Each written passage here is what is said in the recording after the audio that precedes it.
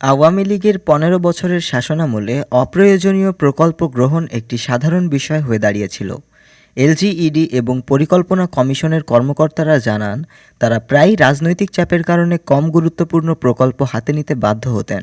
বর্তমানে অন্তর্বর্তীকালীন সরকার ৫,০৬৭ কোটি টাকার বাজেটের ১০টি চলমান প্রকল্প বাতিলের সিদ্ধান্ত নিয়েছে।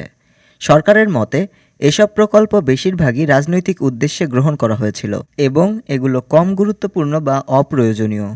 এর মধ্যে উল্লেখযোগ্য হল ২০১৯ সালে ঢাকা বিভাগের উপজেলা ও ইউনিয়নের ২,৬৩৭ কোটি টাকার প্রধান সড়কের প্রস্তুতকরণ ও সংস্কার। এ প্রকল্প চলমান থাকার পরও কেরানীগঞ্জ উপজেলায় আরেকটি প্রকল্প গ্রহণ করে এলজিইডি। এলজিইডির এক কর্মকর্তা জানান, তৎকালীন আওয়ামী লীগ সরকারের একজন প্রভাবশালী মন্ত্রীর চাপে প্রকল্পটি নেওয়া হয়েছিল।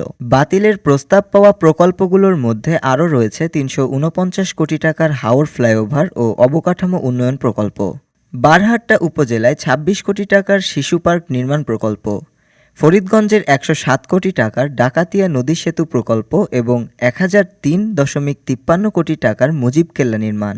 এছাড়া আগের সরকারের সময় নেওয়া একই বিভাগের আওতাধীন ৩৭২টি চলমান প্রকল্পের মধ্যে ৬৭টি প্রকল্পের অপ্রয়োজনীয় স্কিম বাতিলের প্রস্তাব করা হয়েছে।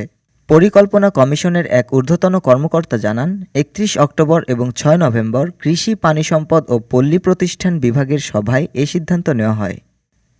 ডেস্ক রিপোর্ট, আজ বার্তা, ঢাকা।